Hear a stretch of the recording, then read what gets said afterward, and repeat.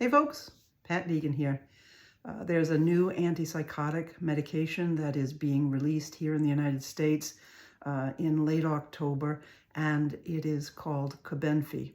And I was thinking, how do those of us who've been diagnosed with schizophrenia approach this new drug?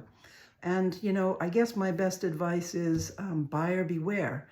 We need to recognize that it is exciting news that this new antipsychotic medication acts on different receptors in the body than previous generations of antipsychotic medications have. And perhaps that's good news. But the truth is, buyer beware.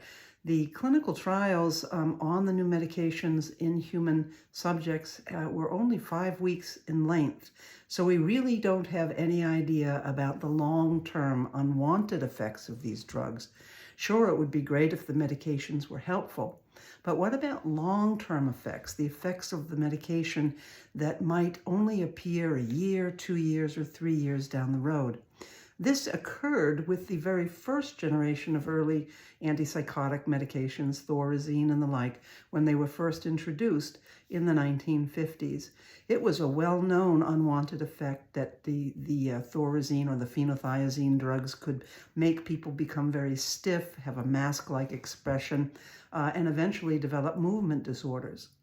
That was in the 1950s and 60s, yet it took the American Psychiatric Association until 1980, right, to establish a task force with a statement on the prevalence, actually the near epidemic levels, of tardive dyskinesia, a movement disorder associated with the use of these drugs.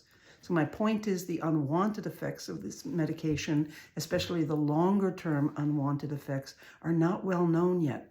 So our eyes should be wide open, and we need to talk with our psychiatric care provider, both about how this meds might be helpful, this new medication, but also what the downsides are, and think about what is the best treatment for us.